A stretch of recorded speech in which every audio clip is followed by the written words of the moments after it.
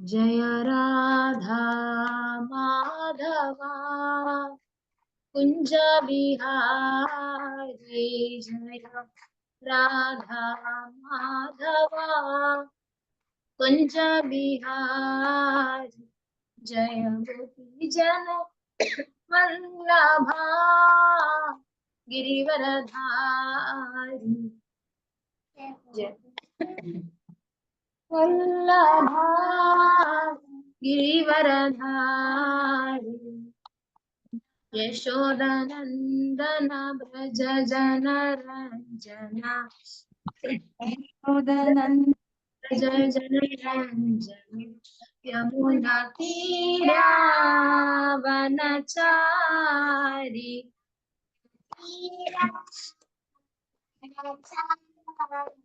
यमुना तीरा वनचारी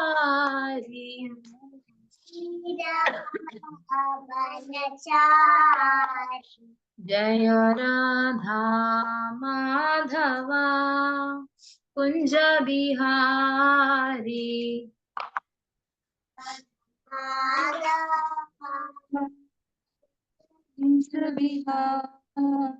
जय श्री कृष्ण चैतन्य प्रभु नित्यानंद श्री अद्वैता गदाधरा श्रीवासादि गौर भक्तवृंद जय श्री कृष्ण चैतन्य प्रभु नित्यानंद श्री अद्वैता गदाधरा श्रीवासादि गौर भक्तवृंद हरे कृष्णा कृष्णा कृष्णा हरे हरे हरे राम राम हरे हरे हरे कृष्णा कृष्णा कृष्णा हरे हरे हरे राम राम राम हरे हरे जय कृष्ण बलराम जय कृष्ण बलराम गौरानिताय जय गौरानिताय जय जय प्रभुपा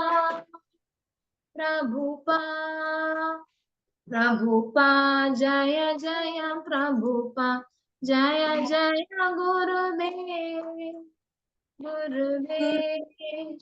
गुरुदेव जय जय गुरुदेव निताय गौर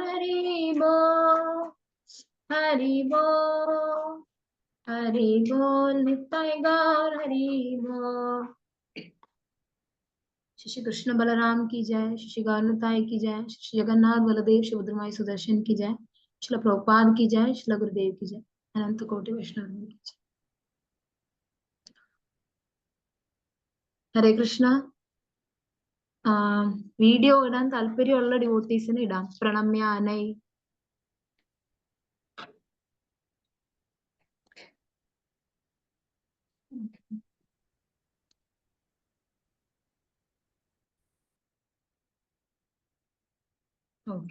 ഹരേ കൃഷ്ണ. പ്രണമ്യ. നമ്മള് കഴിഞ്ഞ ആഴ്ച ഡിസ്കസ് ചെയ്ത കഥ ഓർമ്മയുണ്ടോ പ്രണമ്യക്ക്? ഇല്ല മാതാജി, കഴിഞ്ഞ ആഴ്ച കേറിയില്ല. ഓക്കെ. നമ്മള് കുറെ ഗുഡ് ക്വാളിറ്റീസിനെ കുറിച്ചല്ലേ പഠിക്കുന്നത്. അപ്പം നമ്മൾ കഴിഞ്ഞ ആഴ്ച ഡിസ്കസ് ചെയ്ത കൈൻഡ്നെസ്സിനെ കുറിച്ചാണ്, കരുണയെ കുറിച്ചാണ്. അപ്പൊ ഇന്ന് നമുക്ക് നോൺ വയലൻസിനെ കുറിച്ച് പഠിക്കാം. അപ്പൊ ഞാൻ അതിന്റെ ശ്ലോകം പറയാം, നമുക്ക് എന്നിട്ട് ഒരുമിച്ച് പറയാം ശ്ലോകം. Bhagavad Gita chapter 16 second ശ്ലോകയാണ്.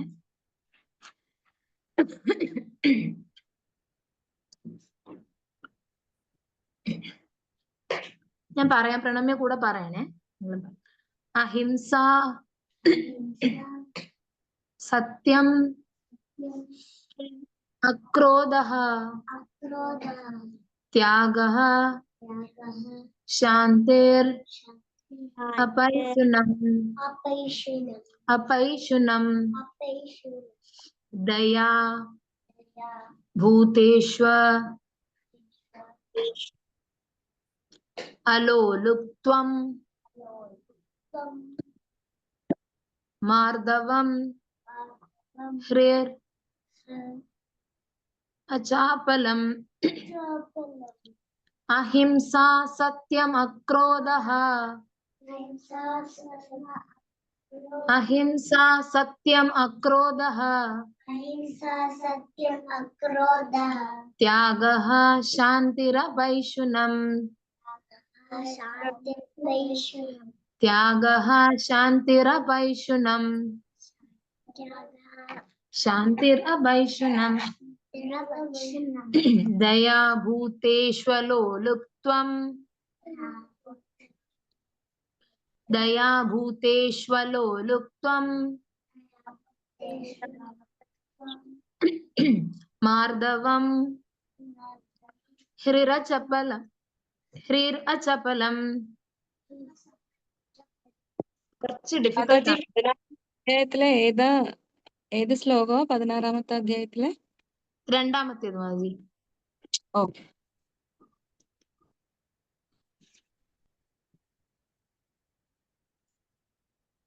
ഓക്കെ, കിട്ടിയോ മതി? ആ പഴയ ശ്ലോകം പഠിച്ചായിരുന്നു മോള്, 2 ശ്ലോകവും. ആണോ? ആ നമുക്കത് ഇത് കുറച്ചുകൂടെ ബുദ്ധിമുട്ടാണ്. നമുക്കിത് കുറച്ചും കൂടെ സമയം എടുക്കും. ഇത് മറ്റേത് കുറച്ചും നമുക്ക് നമുക്ക് ആ ശ്ലോകം പറയാൻ താല്പര്യമുണ്ടോ? നേരത്തെ പഠിച്ച ശ്ലോകം മോള് പറയൂ ഒരിക്കൽ.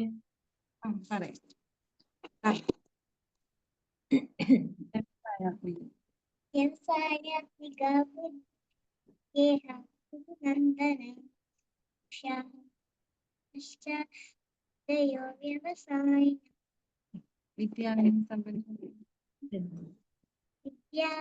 സമ്പന്നേ ബ്രാഹ്മണേ കവിഹസ്തിനി ക്ഷമീ ചൈവ ശുഭാകേ ച പണ്ഡിതഃ സമദർശിനഃ. Very good, thank you. ഇന്നത്തെ ശ്ലോകം നമുക്ക് ചെറിയ ചെറിയ വേർഡ്സ് ആയിട്ട് ഒന്നുകൂടെ പറഞ്ഞു നോക്കാം. കൂടെ പറയണേ. അഹിംസ, സത്യം, അക്രോധഃ, അഹിംസ, സത്യം,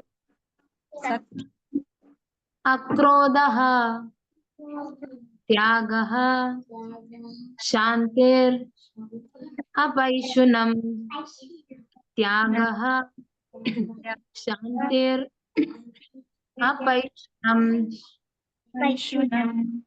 दया, भूतेष्व, अलोलुप्त्वम्. ഒരു മിനിറ്റ്. ഹരേ കൃഷ്ണ. അതിഥി, നമ്മള് ഭഗവത്ഗീത 16th ചാപ്റ്ററിലെ 2nd ശ്ലോകാണ് വായിക്കുന്നത്.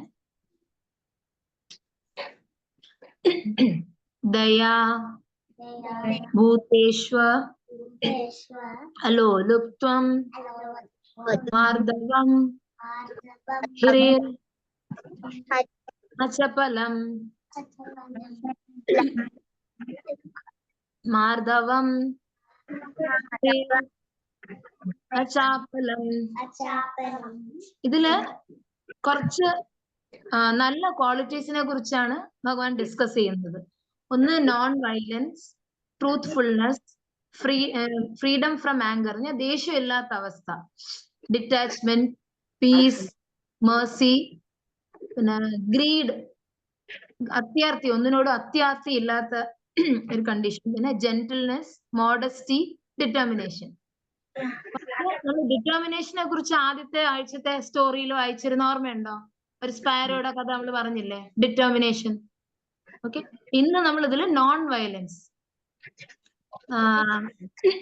വയലൻസിനെ കുറിച്ച് ആണ് ഇന്നത്തെ ഇതിൽ നമ്മൾ പഠിക്കാൻ പോകുന്നത്. അപ്പം അതിന് നോൺ വയലൻസിനെ കുറിച്ച് പഠിക്കാനായിട്ട് നമ്മൾ 2 സ്റ്റോറി ഇന്നും എല്ലാ ദിവസവും കേൾക്കുന്ന പോലെ ഇന്ന് നമ്മൾ 2 സ്റ്റോറി കേൾക്കും. ഇന്ന് പ്രാചീന ബർഹി എന്ന് പറഞ്ഞൊരു രാജാവിന്റെയാണ്. അറിയാമോ, കേട്ടിട്ടുണ്ടോ പ്രാചീന ബർഹി? അദ്ദേഹത്തെ കുറിച്ച് നമുക്ക് ഇന്ന് കേൾക്കാം. ആ രാജാവിന്റെ ഒരു സ്റ്റോറി നമുക്ക് ഇന്ന് കേൾക്കാമേ.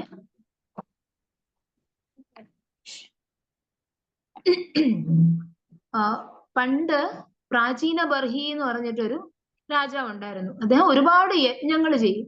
യജ്ഞം, ഹോമം അറിയാമോ? നമ്മൾ അമ്പലത്തിൽ കണ്ടിട്ടില്ലേ ഫയർ സാക്രിഫൈസ് ഒക്കെ പോലെ, ചെറിയ നരസിംഹ യജ്ഞം അങ്ങനെ നമ്മൾ കാണാറുണ്ടല്ലോ. അതേപോലെ പണ്ടൊക്കെ ഒരുപാട് യജ്ഞങ്ങൾ ചെയ്യും രാജാക്കൾ. രാജാവര് അശ്വമേധ യജ്ഞം, പുത്രകാമേഷ്ടി, അങ്ങനെ കുറെ ഹോമങ്ങൾ അവർ ചെയ്യാറുണ്ട്. അപ്പൊ അതേപോലെ ഈ പ്രാചീന ബർഹി എന്ന് പറഞ്ഞ രാജാവിന് ഭയങ്കര ഇഷ്ടമായിരുന്നു യജ്ഞം ചെയ്യാൻ. ഒരു യജ്ഞം ചെയ്തു കഴിയുമ്പോഴത്തേക്ക് അദ്ദേഹത്തിന്റെ ആ രാജ്യത്തുള്ള അദ്ദേഹത്തിന്റെ സെർവൻസ് ഒക്കെ അടുത്ത യജ്ഞത്തിന് പ്രിപ്പയർ ചെയ്ത് വെക്കും. അപ്പം ഈ രാജാവിന് അത്രയും ഇഷ്ടമാണ് യജ്ഞം. ഈ യജ്ഞങ്ങളുടെ കൂടെ സാക്രിഫൈസസ് നടക്കും. ഓരോ ആനിമൽസിനെ ആ ഹോമത്തിൽ സാക്രിഫൈസ് ചെയ്യും.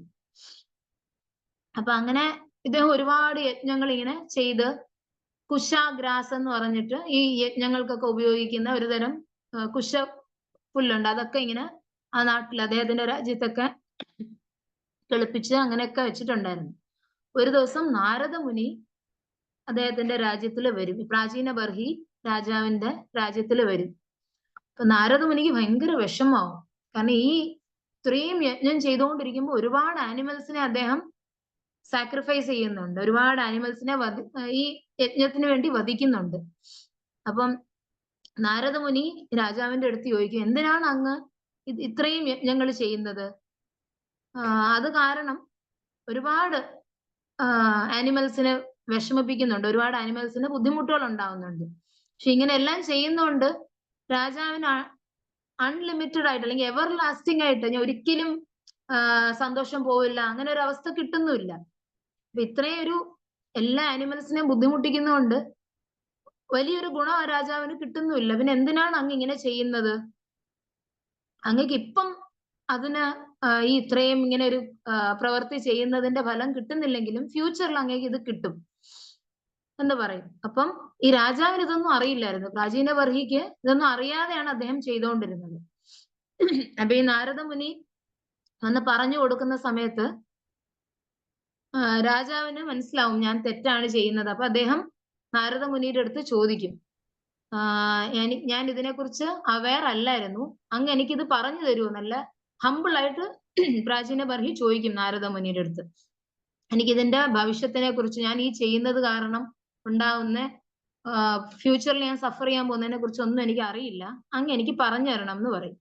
അപ്പൊ നാരദ മുനി ഇങ്ങനെ നമ്മൾ മാജിക് ഒക്കെ കാണില്ലേ, അതേപോലെ ഒരു മിസ്റ്റിക് ഇത് ക്രിയേറ്റ് ചെയ്തിട്ട് ആ രാജാവിന് ഒരു സ്റ്റോറി രാജാവിന് റിലേറ്റ് ചെയ്യാൻ പറ്റുന്ന രീതിയിൽ പറഞ്ഞു കൊടുക്കാനായിട്ട് ഒരു പറയാം. അപ്പൊ നാരദ മുനി പറയും, ഇങ്ങനെ ഒരു ഇതിലിങ്ങനെ കാണിച്ചു കൊടുക്കും. എന്നിട്ട് പറയും, ദാ മേളിലേക്ക് നോക്കൂ, അങ്ങ് വധിച്ച എല്ലാ ആനിമൽസും അങ്ങയുടെ അടുത്ത് പകരം വീട്ടാൻ വേണ്ടി നിൽക്കുകയാണ്. അപ്പൊ അദ്ദേഹം ഇങ്ങനെ നോക്കുന്ന സമയത്ത് പശു, കുതിര, അങ്ങനെ ഏതൊക്കെ ആനിമൽസിനാണോ അദ്ദേഹം സാക്രിഫൈസ് ചെയ്തത് അവരെല്ലാം അവിടെ നിൽക്കുകയാണ്. ഈ രാജാവ് ഈ ശരീരം വിട്ടു പോകുമ്പോ അദ്ദേഹത്തിന്റെ അടുത്ത് പകരം വീട്ടാനായിട്ട്. ഇത് ആ രാജാവിനെ ഒരുപാട് ഡിസ്റ്റർബ് ചെയ്യും. അദ്ദേഹം ഇത് അറിയുന്നില്ല, ഇതൊന്നും അറിയാതെയാണ് അദ്ദേഹം ഈ ആക്ടിവിറ്റീസ് ചെയ്തുകൊണ്ടിരുന്നത്. നാരദ മുനി അദ്ദേഹത്തിന് മനസ്സിലാവുന്ന രീതിയിൽ ഒരു കഥ പറയും. ഹരേ കൃഷ്ണ ഗോപിപ്രിയ. നമ്മള് നോൺ വയലൻസിനെ കുറിച്ചൊരു കഥ കേൾക്കുകയാണെ. ഒരു പ്രാചീന ബർഹി എന്നുള്ള ഒരു രാജാവിന്റെ കഥയാണ് നമ്മൾ കേൾക്കുന്നത്. അപ്പം നാരദ മുനി ആർക്കാണ് കഥ പറഞ്ഞു കൊടുക്കുന്നത് അതിഥി?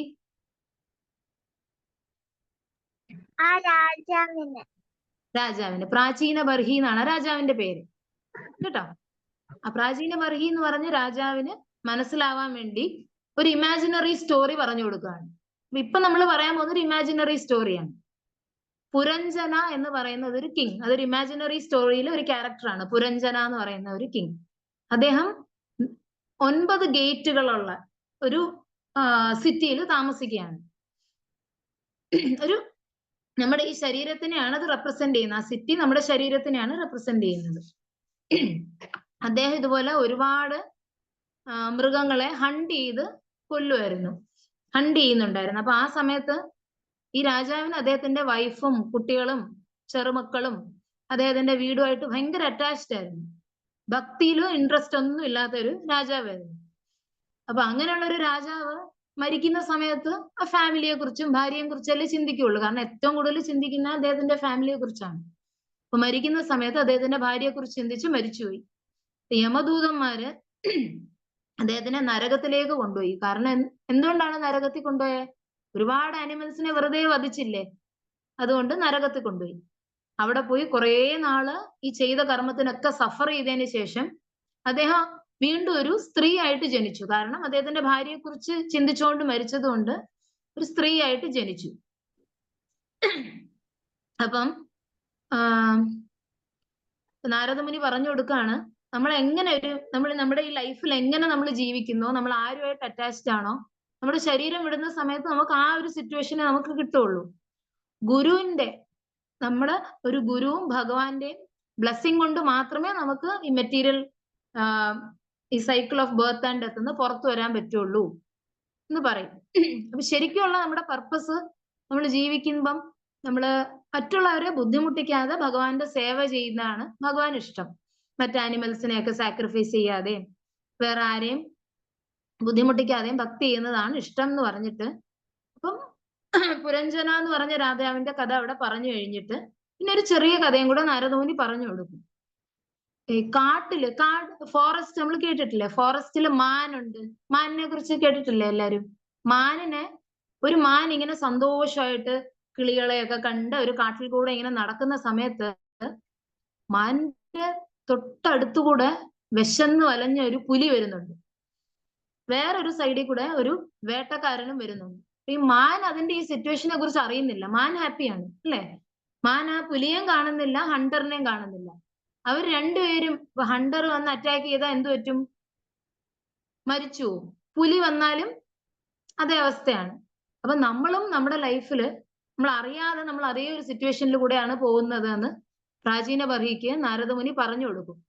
ആ പുലി സമയത്തെയാണ് കാണിക്കുന്നത്. നമ്മുടെ ലൈഫിൽ സമയമുണ്ട്. ഇപ്പൊ നമുക്ക് ഇന്ന് രാവിലെ കഴിഞ്ഞു പോയ സമയം നമുക്ക് തിരിച്ചു കിട്ടുമോ? ഇന്ന് രാവിലത്തെ 8 മണി നമുക്ക് തിരിച്ചു പോകാൻ പറ്റുമോ? പറ്റില്ല. അപ്പൊ ആ സമയം നമ്മുടേത് പോകുന്നത് നമുക്ക് തിരിച്ചു കിട്ടില്ല.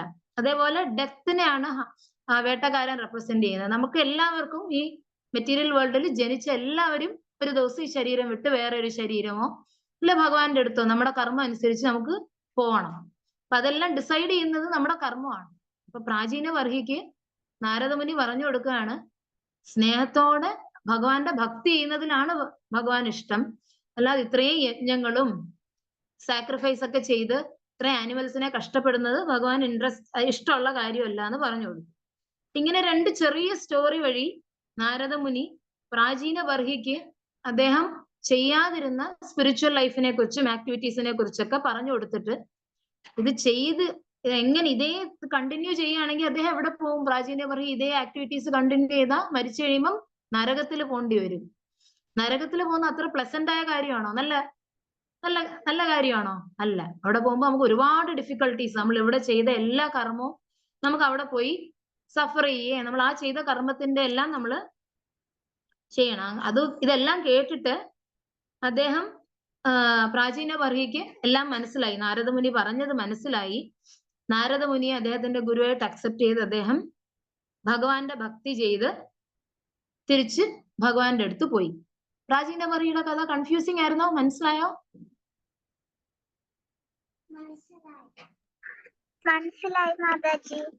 മനസ്സിലായി. ഇനി നമുക്ക് ഇപ്പൊ നമ്മള് നോൺ വയലൻസ്, നമ്മൾ മറ്റുള്ള ആൾക്കാരെ ഉപദ്രവിക്കാതിരിക്കണം എന്ന് പഠിച്ചു. ഇനി അതിന് വേറൊരു സൈഡും കൂടെ ഉണ്ട്. അത് നമ്മൾ അടുത്തൊരു സ്റ്റോറിയിൽ നിന്ന് നമുക്കത് മനസ്സിലാവും. ഇതേ നാരദമുനി വളരെ പണ്ട് ഒരു സ്ഥലത്ത് ഒരു പാമ്പുണ്ടായിരുന്നു. പാമ്പുകൾ എന്താ ചെയ്യുന്ന സാധാരണ? നമ്മൾ അതിനെ എന്തെങ്കിലും ചെയ്യാൻ പോകുമ്പോഴോ, അല്ല പാമ്പ് പൊതുവെ കടിക്കും, എല്ലാരെയും കൊത്തും പാമ്പ് അല്ലേ? പാമ്പ് പോയ്സണസ് ആണ്. കൊത്തിയാൽ നമുക്ക് നമ്മുടെ ജീവൻ വരെ നഷ്ടപ്പെടാം. അപ്പൊ ഒരിക്കൽ നാരദമുനി ഇങ്ങനെ വീണയൊക്കെ പിടിച്ച് ഒരു സ്ഥലത്തൂടെ പോവാണ്. അവിടെ ചെല്ലുന്ന സമയത്ത് ഒരു പാമ്പിനെ കണ്ടു. അപ്പൊ ആ പാമ്പിന്റെ സ്വഭാവം എങ്ങനെയാണെന്ന് വെച്ചാൽ വെറുതെ അതുവഴി പോകുന്ന എല്ലാ ആൾക്കാരെയും കൊത്തും. ജീവനിൽ കൊതി ഉള്ളതുകൊണ്ട് ആരും ആ പാമ്പിന്റെ അടുത്ത് പോവില്ല. കാരണം എല്ലാവർക്കും പേടിയാണ്. അത് കൊത്തിക്കഴിഞ്ഞാൽ നമ്മൾ മരിച്ചു പോവില്ലേ, ആരും പോവില്ല. നാരദമുനി എന്താണ് എപ്പോഴും ചെയ്യുന്നത്? വീണ പിടിച്ചിട്ട് ഭഗവാനെ ഗ്ലോറിഫൈ ചെയ്ത് നാരായണ നാരായണ എന്ന് പറഞ്ഞിട്ടാണ് പോകുന്നത്. അപ്പൊ അദ്ദേഹത്തിന്റെ ഈ കീർത്തൻ കേട്ട സമയത്ത് ഇത്രയും ഹാംഫുൾ ആയ പാമ്പിനും ആ കീർത്തൻ ഭയങ്കര ഇഷ്ടപ്പെട്ടു. ആ പാമ്പ് വന്നിട്ട് നാരദമുനിയുടെ അടുത്ത് പറയും, അങ്ങയുടെ കീർത്തൻ എനിക്ക് ഭയങ്കര ഇഷ്ടപ്പെട്ടു, എന്നെ അങ്ങയുടെ ഡിസൈപ്പിൾ ആക്കാൻ പറ്റുമോ? എനിക്ക് ഭഗവാനെ കുറിച്ച് അറിയാനും ഭഗവാന്റെ കീർത്തൻ ചെയ്യാനും ഒക്കെ ഇഷ്ടമാണ്. അങ്ങയുടെ ഈ ഒരു കീർത്തൻ കേട്ടതെന്ന് എനിക്ക് ആ മാറ്റം സംഭവിച്ചു. അപ്പൊ നമ്മൾ നല്ല നാരദമുനി ഭഗവാന്റെ ഒരു ശുദ്ധ ഭക്തനാണ്. നമ്മൾ ശുദ്ധ ഭക്തരായിട്ടുള്ള വളരെ കുറച്ചൊരു അസോസിയേഷനിൽ തന്നെ നമുക്ക് മാറ്റങ്ങൾ സംഭവിക്കും. അപ്പൊ ആ പാമ്പിന് അങ്ങനെ ഒരു മാറ്റം സംഭവിച്ചു, നാരദമുനിയായിട്ടുള്ള കുറച്ചു നേരത്തെ ഒരു അസോസിയേഷൻ കാരണം. അങ്ങനെ ആ പാമ്പ് നാരദമുനിയുടെ അടുത്ത് ചോദിക്കുമ്പം നാരദമുനി പറയും, എനിക്കറിയാം നീ ഒരുപാട് ആൾക്കാരെ വെറുതെ കൊത്തുക, അവര് നിന്നെ ഹാം ചെയ്തില്ലെങ്കിൽ പോലും നീ അവരെ ഹാം ചെയ്യുന്ന ഒരു സ്വഭാവമാണ് നീ കാണിക്കുന്നത്. അങ്ങനെ എനിക്ക് നിന്നെ അക്സെപ്റ്റ് ചെയ്യാൻ പറ്റില്ല. അപ്പൊ നീ എനിക്ക് വാക്ക് തരണം, ഇനി തൊട്ട് നീ വേറെ ആരെയും വെറുതെ കൊത്തില്ല, ആരെയും ഹാം ചെയ്യില്ല എന്ന് എനിക്കൊരു വാക്ക് തരണം എന്ന് പറയും. അപ്പം ആ പാമ്പ് സമ്മതിക്കും, ശരി ഞാൻ അങ്ങനെ ചെയ്യാം, ഇനി തൊട്ട് ഞാൻ ആരെയും കടിക്കില്ല എന്ന് പറയും. എന്നിട്ട് നാരദമുനി ഈ പാമ്പിനെ അദ്ദേഹത്തിന്റെ ശിഷ്യനായിട്ട് അക്സെപ്റ്റ് ചെയ്ത് ഭഗവാന്റെ മന്ത്രവും കീർത്തനവും ഒക്കെ പറഞ്ഞു കൊടുത്തിട്ട് അവിടുന്ന് പോകും. അപ്പൊ ഇനിയിപ്പോ ഒരു പ്രശ്നം, ഈ പാമ്പ് ആരെയും കൊത്തുന്നില്ല. അപ്പൊ അവിടെയുള്ള കൊച്ചു കുട്ടികളൊക്കെ എന്ത് ചെയ്യും, ഈ പാമ്പ് നേരത്തെ എന്നെ പേടിപ്പിച്ചതാണ്, അതിനിപ്പൊ പകരം വീട്ടാന്ന് പറഞ്ഞിട്ട് ആ പാമ്പിനെ ഹാം ചെയ്യാൻ തുടങ്ങും. കാരണം അവർക്കറിയാം പാമ്പ് ഒരിക്കലും കൊത്താത്തൊരു പാമ്പാണ്. അപ്പം വെറുതെ അതിനെ കല്ലെറിയുക, അതിനെ ചവിട്ടുക, അങ്ങനെ ചെയ്യാൻ തുടങ്ങി. അപ്പൊ ഇപ്പൊ ആ പാമ്പിന് എന്ത് പറ്റി? നേരത്തെ പാമ്പ് ബാക്കിയുള്ളവരെ ഹാം ചെയ്തിരുന്നു. അപ്പൊ ഈ പാമ്പിലുണ്ടായ മാറ്റം മനസ്സിലാക്കിയിട്ട് ബാക്കിയുള്ള ആൾക്കാർ പാമ്പിന്റെ അടുത്ത് പകരം വീട്ടാൻ തുടങ്ങി. അങ്ങനെ ആ പാമ്പിന് ഒരുപാട് സഫറിങ് ആയി, അതിന് പുറത്തിറങ്ങാൻ പറ്റാത്ത അവസ്ഥയായി. അപ്പൊ വീണ്ടും നാരദമുനി അതുവഴി വരും. നാരദമുനി അതുവഴി വരുന്ന സമയത്ത് ഈ പാമ്പ് അവശനായി ഇരിക്കുകയാണ്, വിഷമിച്ച്. നാരദമുനി ചോദിക്കും, ഇപ്പൊ നിനക്ക് എന്ത് പറ്റി? പറയാം, ഞാൻ ഇങ്ങനെ കൊത്താതെ ആയതുകൊണ്ട്, ഞാൻ അങ്ങേക്ക് വാക്ക് തന്നതല്ലേ, ഞാൻ കൊത്താതെ ആയതുകൊണ്ട് ഇവരെല്ലാം തിരിച്ചെന്നെ ഹാം ചെയ്യാൻ തുടങ്ങി. അപ്പൊ എന്നും എന്നെ അടിക്കുകയും കല്ലെറിയുകയും ഒക്കെ ചെയ്യുന്നുണ്ട്. അപ്പൊ നാരദമുനി പറഞ്ഞു, ഞാൻ കൊത്തരുതെന്നല്ലേ പറഞ്ഞുള്ളൂ, പക്ഷെ അവരെ പേടിപ്പിക്കരുതെന്ന് പറഞ്ഞില്ലല്ലോ. അപ്പം അവര് നിന്നെ ഹാം ചെയ്താൽ വന്ന പാമ്പുകള് തിരിച്ചിങ്ങനെ ശബ്ദം ഉണ്ടാക്കില്ലേ പേടിപ്പിക്കാനായിട്ട്. അങ്ങനെ പേടിപ്പിച്ചു വിടാം അവരെ, അവരെ ഉപദ്രവിക്കരുതെന്നേ ഉള്ളൂ, ഹാം ചെയ്യാം, അതിൽ തെറ്റില്ല. കാരണം അവര് നിന്നെ അറ്റാക്ക് ചെയ്യാണ്, നിന്നെ ശരീരത്തിന് ഹാം ചെയ്യുമ്പോൾ നിനക്ക് സെൽഫ് പ്രൊട്ടക്ഷന് വേണ്ടി തിരിച്ച് ശബ്ദം ഉണ്ടാക്കി അവരെ പേടിപ്പിക്കുന്നതുകൊണ്ട് കുഴപ്പമില്ല എന്ന് പറയും. അപ്പം ഈ ഒരു സ്റ്റോറിയിൽ നിന്ന് നമുക്ക് മനസ്സിലാക്കാൻ, നമ്മൾ നോൺ വയലൻസ് മറ്റുള്ളവരെ ഉപദ്രവിക്കാതിരിക്കുന്നതോടൊപ്പം നമ്മൾ നമ്മളെ തന്നെ പ്രൊട്ടക്ട് ചെയ്യുകയും വേണം. വേറെ ഉള്ളവർ നമ്മളെ ഉപദ്രവിക്കാതിരിക്കാനും നമ്മൾ നമ്മളെ തന്നെ പ്രൊട്ടക്ട് ചെയ്യുകയും വേണം. നമ്മൾ ഒരിക്കലും ആരെയും അറ്റാക്ക് ചെയ്യരുത്, ആരെയും ഉപദ്രവിക്കരുത്. നമ്മളെ ആരും അറ്റാക്ക് ചെയ്യാതിരിക്കാനും കൂടെ കെയർഫുൾ ആയിട്ട് നമുക്ക് ഭക്തി ചെയ്യണം. അതാണ് ഈ രണ്ട് സ്റ്റോറീസ് നോൺ വയലൻസിനെ കുറിച്ച് പറഞ്ഞു തരുന്നത്. അപ്പം നാരദമുനിയെ പോലെ ഒരു ശുദ്ധനായ ഒരു ഭക്തന് പ്രാചീന ബർഹിയെ പോലെ ഒരു രാജാവിനെയും പിന്നെ ഒരു വെനമസ് ആയിട്ടുള്ള വളരെ വിഷമുള്ള ഒരു പാമ്പിനെയും ഒരേപോലെ ഡിവോട്ടി ആക്കാൻ പറ്റും. അപ്പൊ നമ്മളും അതേപോലെ നല്ല പോലെ ഡിവോട്ടീസിന്റെ അസോസിയേഷനിൽ ഭഗവാനെ കുറിച്ച് കേട്ട് നമുക്കും ഡിവോഷണൽ സർവീസ് ഇതേപോലെ ഈ ഓരോ സദ്ഗുണങ്ങൾ നമ്മൾ ഈ ഓരോ ആഴ്ച കേൾക്കുന്ന ഈ സ്റ്റോറീസും നമുക്കും നമ്മുടെ ലൈഫിൽ എടുക്കാം. നമുക്കും എല്ലാവരോടും കൈൻഡ് ആയിട്ടിരിക്കാം, ഡിറ്റർമൈൻഡ് ആയിട്ട് നമ്മുടെ സേവകളും നമുക്ക് താല്പര്യമുള്ള കാര്യങ്ങളൊക്കെ എല്ലാ കാര്യവും നമുക്ക് ഡിറ്റർമൈൻഡ് ആയിട്ട് കണ്ടിന്യൂസ് ആയിട്ട് ചെയ്യാം. നോൺ വയലൻസ്, ഈ കേൾക്കുന്ന എല്ലാ ഗുഡ് ക്വാളിറ്റീസും നമ്മുടെ ലൈഫിൽ നമുക്ക് കൊണ്ടുവരാം. അപ്പൊ അതാണ് ഇന്നത്തെ സ്റ്റോറി. അത് രണ്ട് സ്റ്റോറി മനസ്സിലായോ? കൺഫ്യൂസിങ് ആയിരുന്നോ? മാതാജി നല്ല സ്റ്റോറി ആയിരുന്നു. മനസ്സിലായോ? Okay, thank you. എന്തെങ്കിലും ഡൗട്ട് ഉണ്ടോ ഈ സ്റ്റോറിയിൽ? ഇല്ലെങ്കിൽ നമുക്ക് അടുത്ത ക്വാളിറ്റി വെച്ചിട്ട് നമുക്ക് അടുത്ത ആഴ്ച ഡിസ്കസ് ചെയ്യാം.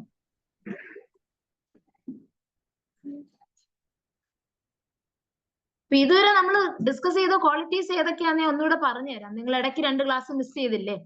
ആദ്യത്തെ ക്ലാസ്സിൽ നമ്മൾ ഡിറ്റർമിനേഷനെ കുറിച്ച് കേട്ടു, രണ്ടാമത്തെ സ്പിരിച്വൽ വിഷൻ, മൂന്നാമത്തെ ക്ലാസ്സിൽ കൈൻഡ്നെസ്, ഇന്ന് നമ്മൾ നോൺ വയലൻസ് ആണ് കേട്ടത്. ഇപ്പൊ 4ാമത്തെ ക്വാളിറ്റിയാണ് നമ്മൾ ഡിസ്കസ് ചെയ്യുന്നത്. ഓക്കെ, വേറെ ഒന്നുമില്ലെങ്കിൽ നമുക്ക് ഇന്നത്തെ ക്ലാസ് ഇവിടെ നിർത്താം.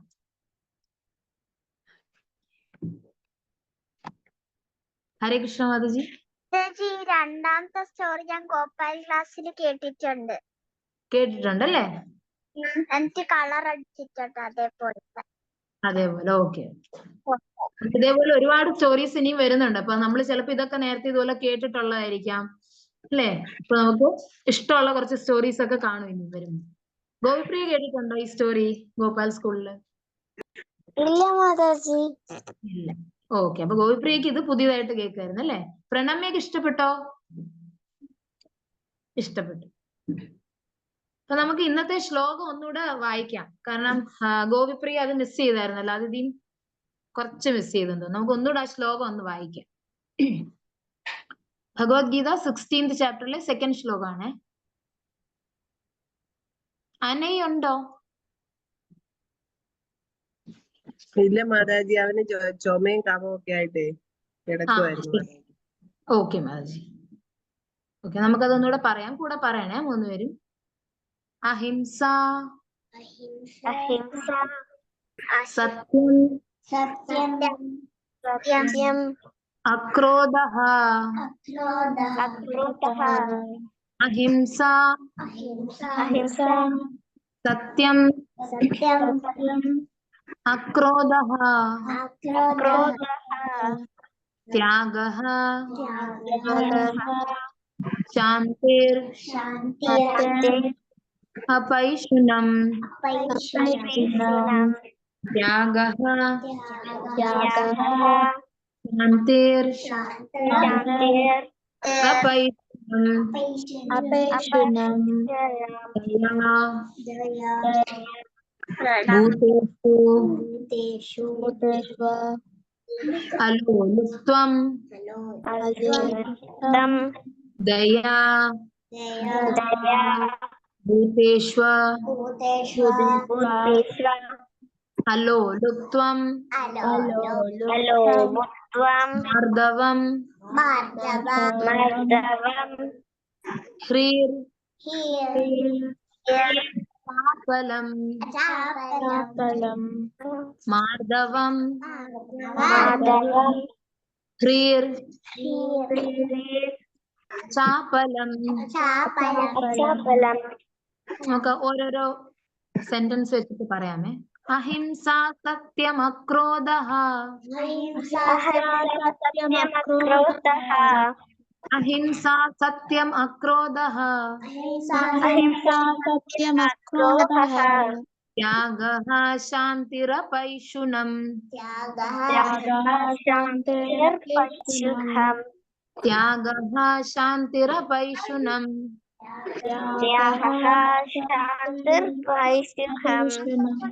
ദയാ, ഭൂതേഷ്വലോലുപ്ത്വം.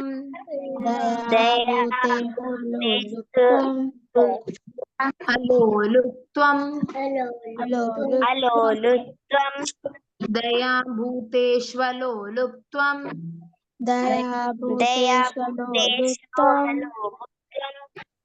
മാധവം, അച്ചാപലം.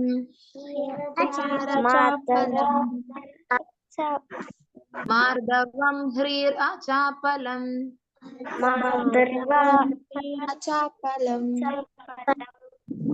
Thank you. ഇനി നമുക്ക് അടുത്ത ആഴ്ച എല്ലാരും വരണേ, Thursday.